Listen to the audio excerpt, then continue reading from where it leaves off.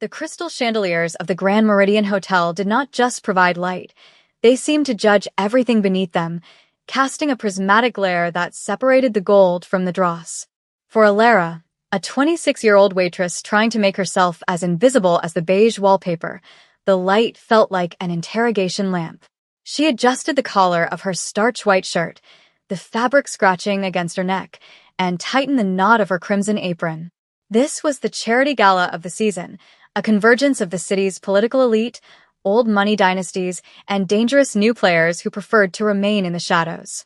Alara gripped her tray of champagne flutes with white-knuckled intensity, her eyes fixed on the floor as she navigated the sea of silk gowns and Italian wool suits.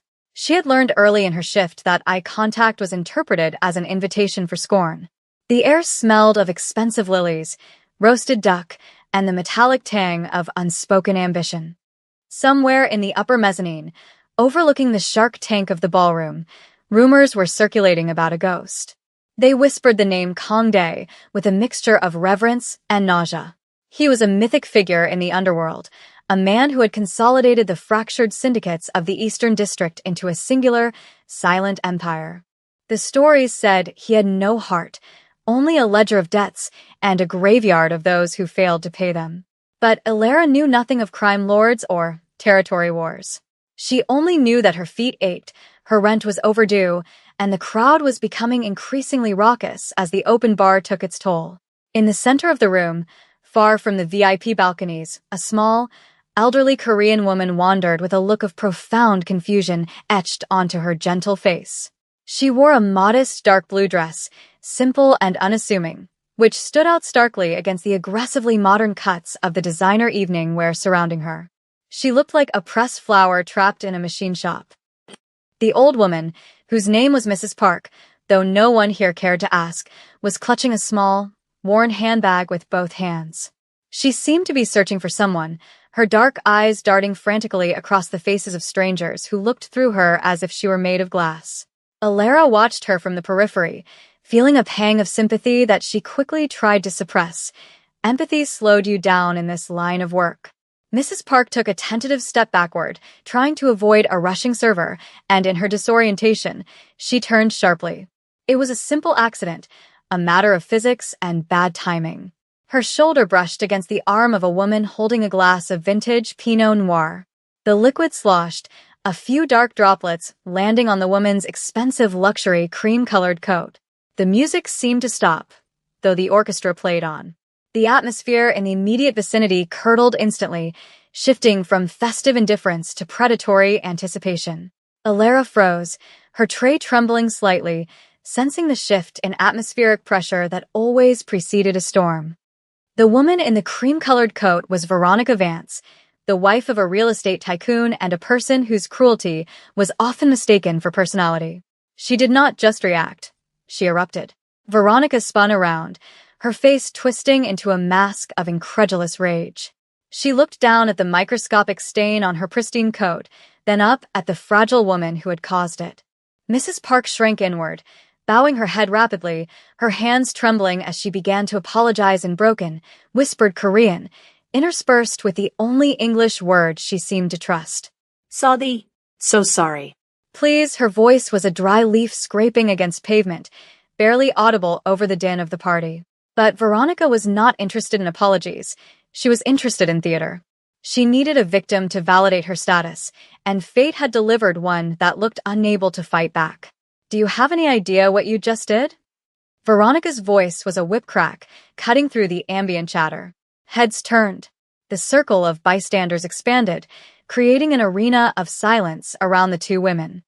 This is custom Valentino, Veronica hissed, stepping closer, looming over Mrs. Park like a hawk cornering a field mouse. It costs more than your entire life's earnings. And you just ruined it with your clumsiness. Who let you in here? You don't belong here. Look at you, the insults were not just about the coat. They were about existence. Veronica's eyes scanned Mrs. Park's simple dress with open disgust. The crowd watched with a passive, morbid curiosity of drivers passing a car crash. No one moved. No one spoke. The wealthy and powerful, who prided themselves on their philanthropy during the speeches, were now paralyzed by their own social cowardice. Mrs. Park continued to bow, tears beginning to well in her eyes, her small frame shaking with humiliation. She looked small, terribly alone and terrified. Alara felt a heat rising in her chest, a burning sensation that started in her stomach and moved up to her throat. It was the friction of injustice scraping against her conscience. She looked at the security guards standing by the walls. They were looking at their phones or deliberately looking away. Alara set her tray down on a nearby table with a clatter that went unnoticed. Her heart was hammering against her ribs like a trapped bird. She was nobody. She was a waitress with $20 in her bank account and a uniform that didn't fit quite right. Interfering could cost her this job, and she needed this job. But as she watched Veronica raise a manicured finger to poke the old woman's shoulder, something inside Alara snapped. Or perhaps it solidified. She pushed off the wall, her legs moving before her brain could authorize the action. She cut through the circle of onlookers, her red apron flashing like a warning sign. She didn't have a plan. She just had the overwhelming instinct that she could not watch a mother be broken for sport. She stepped into the center of the ring, placing her body between the sobbing Mrs. Park and the towering rage of Veronica. The sudden appearance of the waitress confused Veronica for a microsecond, her finger hovering in the air. "That's enough," Alara said. Her voice shook, betraying her terror, but the words were clear. She stood with her back to Mrs. Park, acting as a human shield. She apologized. "It was an accident. Please, leave her alone." The silence in the room deepened, becoming heavy and suffocating. A waitress commanding a socialite was a violation of the natural order more shocking than the wine stain. Veronica's expression shifted from anger to amusement, a cold, reptilian smile spreading across her face.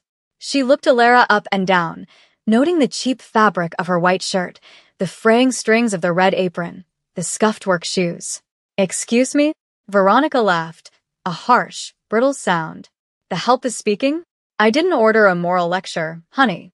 I ordered you to get out of my face." "She is an elderly woman," Alara persisted, her hands clenched into fists at her sides to hide the tremors. She could feel Mrs. Park's hand gripping the back of her apron, a desperate anchor in the storm. That light touch gave Alara a surge of frantic courage. "You're humiliating her over a dry cleaning bill."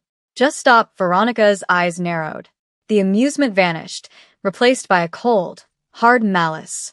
She didn't like being challenged, certainly not by someone she viewed as furniture.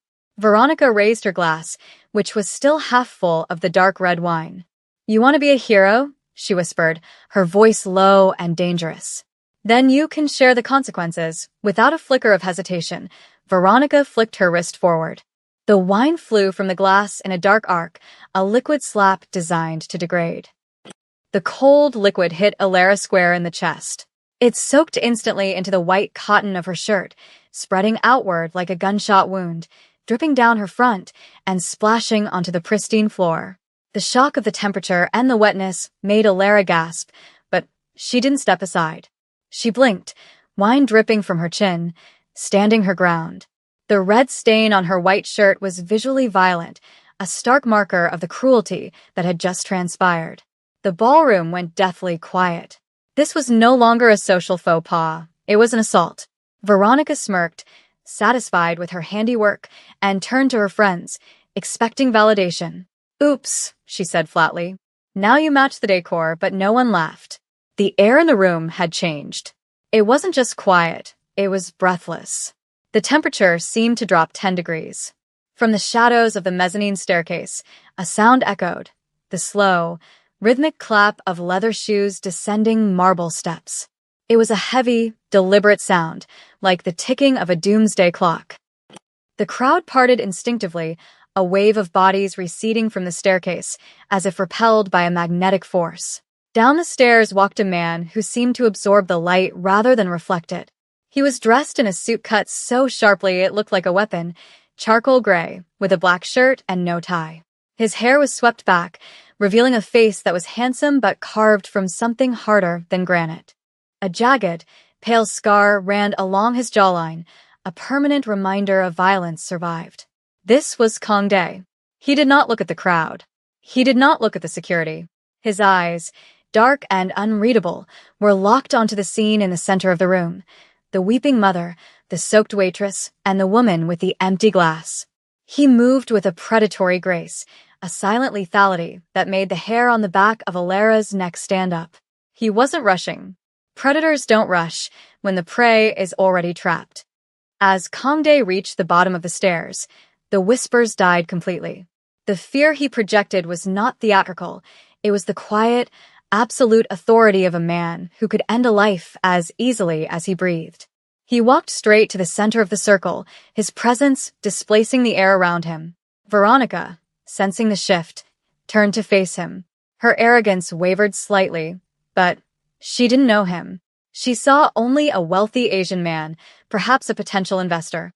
Finally, she scoffed, trying to regain control of the narrative. Someone with some sense. Can you believe the incompetence of the staff here? This girl just...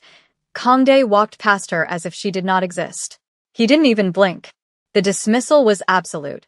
He stopped in front of Mrs. Park, his stony expression cracking for a fraction of a second into something agonizingly tender.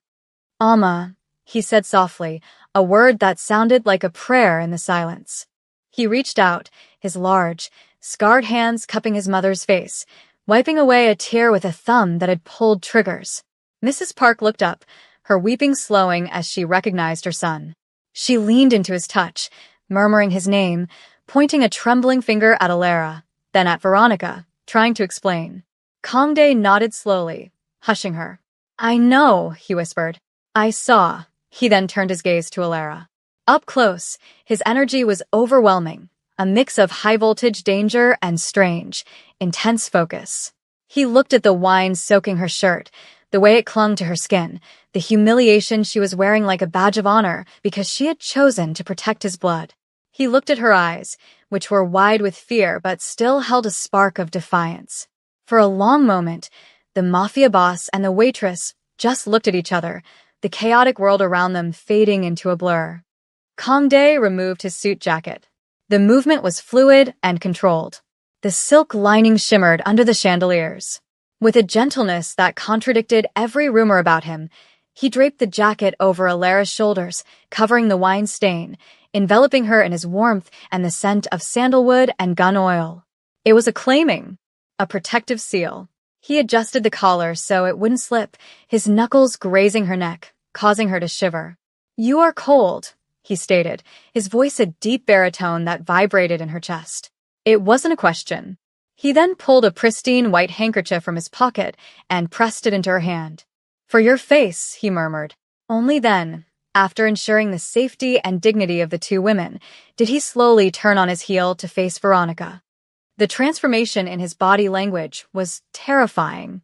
The tenderness evaporated, replaced by a cold, mechanical malice. He adjusted his cufflinks, staring at Veronica with the detached curiosity of a scientist observing a bacteria. Veronica's confidence crumbled. She realized, too late, that she was not the predator in this room. She was the meal. "You," she stammered, the glass slipping from her fingers and shattering on the floor. "Do you know who my husband is?" "I do not care who your husband is," Kangdae said, his voice calm, carrying to the back of the room without him raising it. "But by tomorrow morning, he will wish he had never met you." He took a single step forward, invading her personal space, forcing her to step back onto the broken glass of her own making.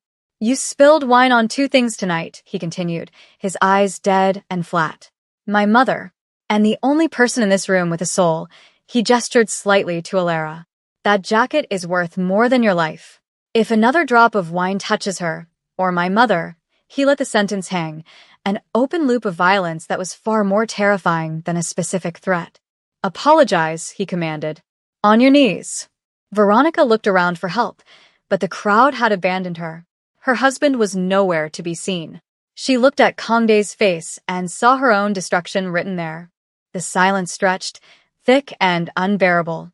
Alara watched, clutching the lapels of the massive jacket, feeling the weight of the man's power draped over her, realizing with a sudden, dizzying clarity that her life of invisibility was over.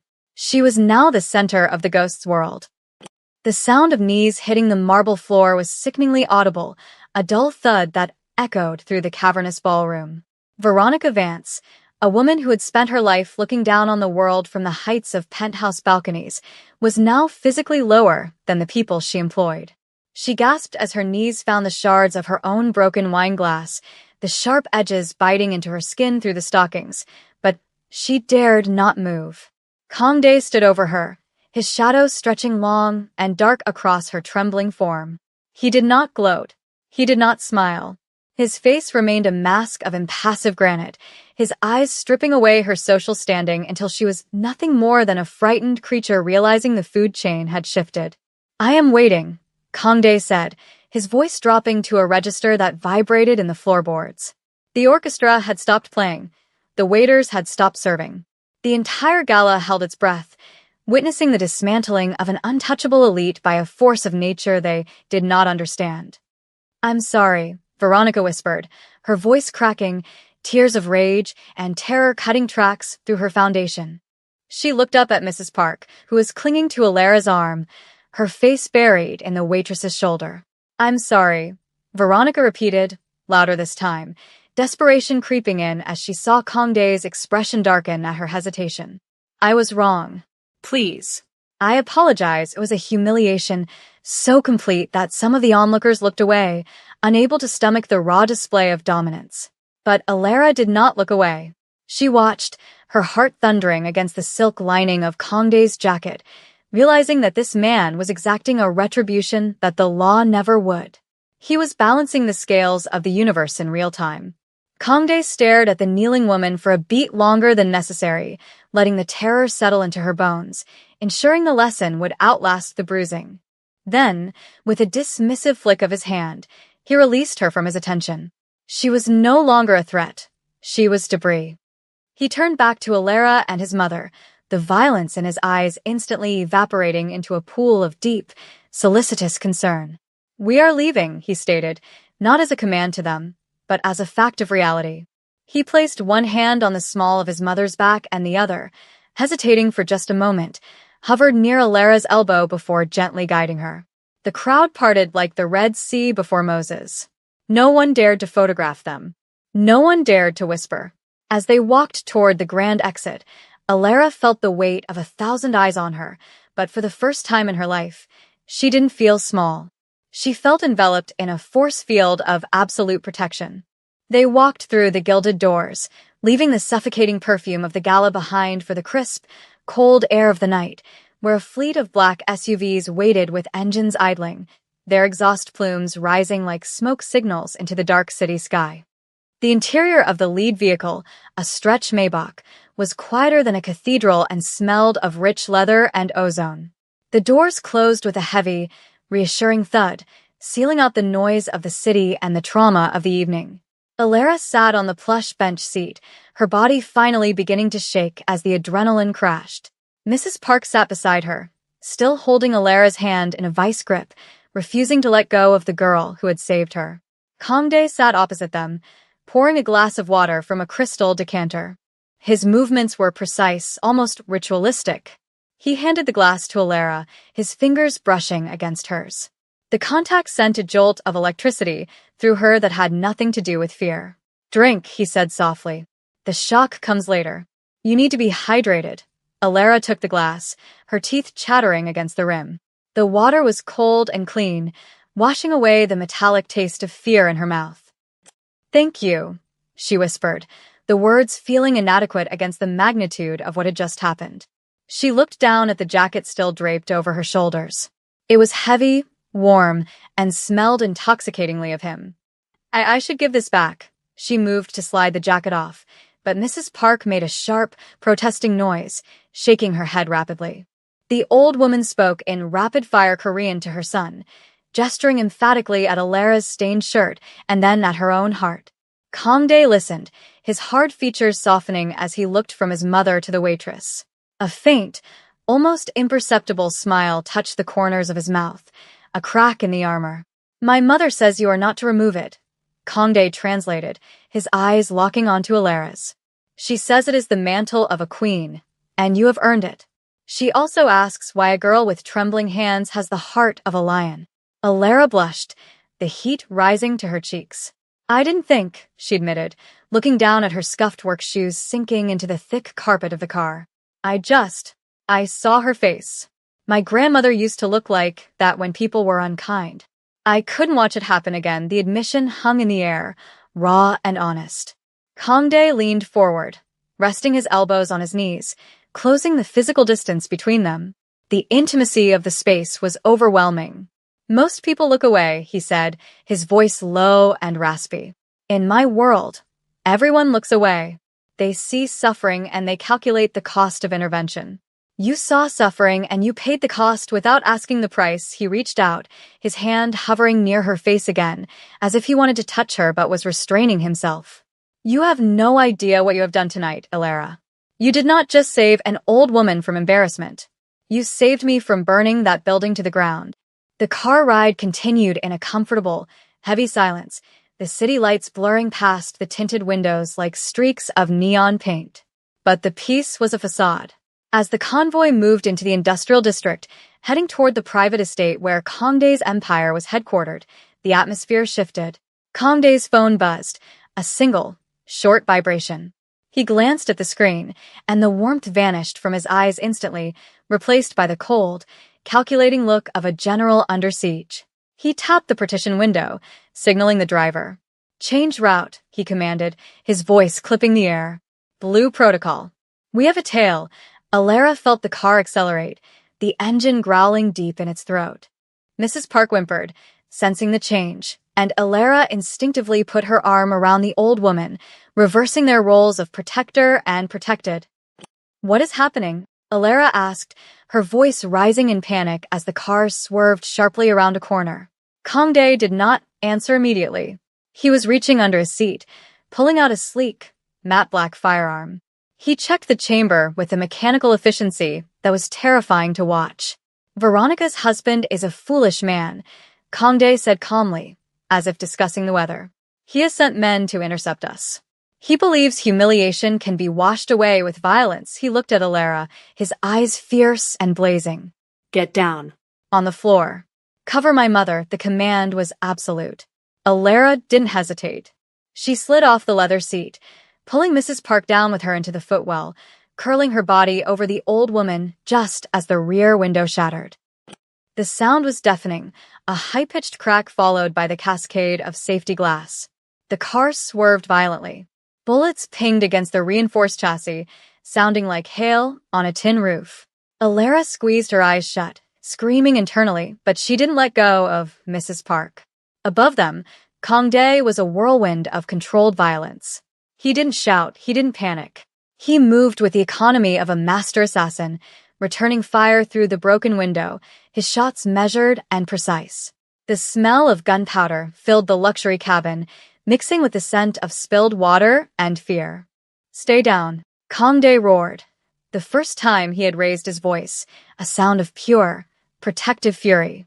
The car spun 180 degrees, the tires screeching in protest, as the driver executed a tactical maneuver. Elara felt the G-force pinning her against the carpet, her world reduced to the smell of dust and the sound of gunfire. Suddenly, it was over. The car lurched to a halt.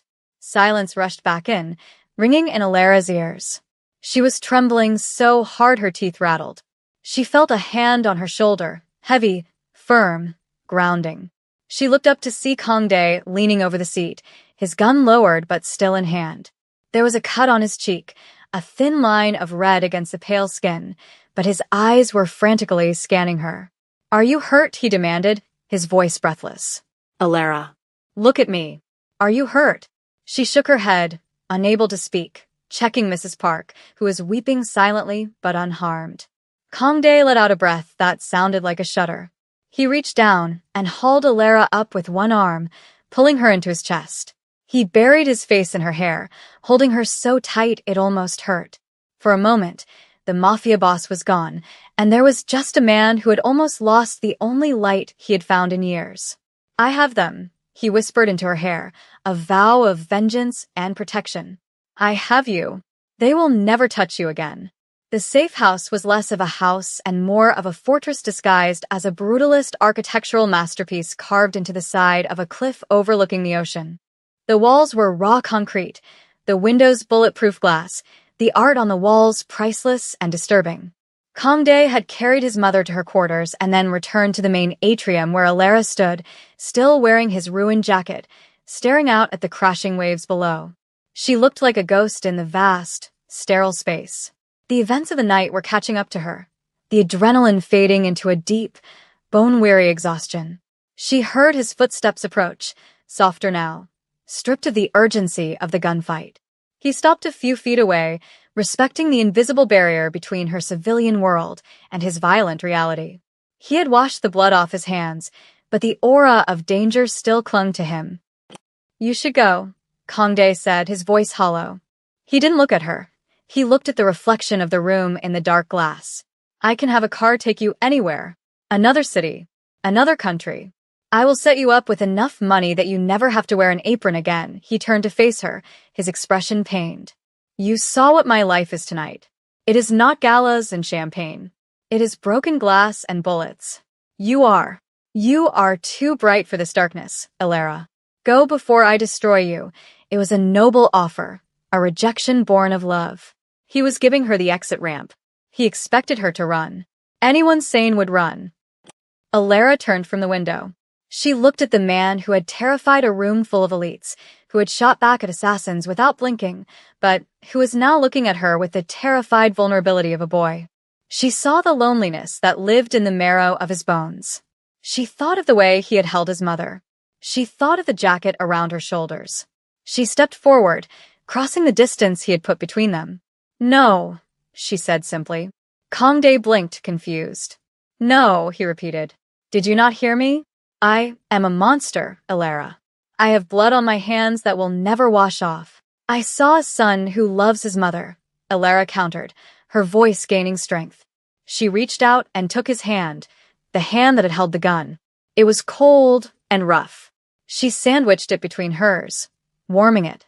"And I saw a man who put his body between me and a bullet. I've been invisible my whole life, Kangdae. People look right through me." But you saw me. You really saw me." She looked up into his dark eyes. "I'm not afraid of the dark. I've lived in it for a long time. Maybe you just need someone to hold the light." Kangdae stared at her, his defenses crumbling brick by brick. He raised his free hand to cup her jaw, his thumb tracing her cheekbone. "If you stay," he warned, his voice a low rumble, "there is no going back. You become mine. And I do not share what is mine." "I know," Alara whispered, leaning into his touch. "I'm not going anywhere." 3 months later, the Grand Meridian Hotel was hosting another gala. The guest list was similar, though one notable absence was Veronica Vance, whose husband had suffered a catastrophic financial collapse and fled the country under mysterious circumstances. The atmosphere was tense, the chatter subdued. The doors opened, and the room fell silent. Kangdae entered, looking as formidable as ever in a black tuxedo. But this time he was not walking alone, nor was he walking ahead. On his arm was Alara. She was no longer the invisible waitress in the white shirt. She wore a gown of deep crimson silk that flowed like liquid fire, her head held high, her eyes scanning the room with a newfound confidence. She didn't look arrogant. She looked regal. They moved through the crowd, not as predator and prey, but as a king and his queen. Mrs. Park walked beside them, beaming, linking arms with Alara, clearly having adopted the girl as a second daughter. Waiters passed by with trays of champagne, and Alara caught the eye of a young, terrified girl struggling with a heavy load. Alara stopped, gently touching Kangdae's arm. He paused instantly, following her gaze. Alara smiled at the waitress, a smile of solidarity and promise, and gave a small nod. The waitress straightened up, finding courage in the gesture. Kangdae watched this interaction, a look of profound pride softening his sharp features. He pulled Alara closer, kissing her temple in front of the entire city's elite. The message was clear. The ghost had a heart, and she was wearing red. The shy girl had not just intervened. She had conquered. And as the music swelled, drowning out the whispers, it was clear that the most dangerous thing in the room was no longer the man, but the love that bound them together.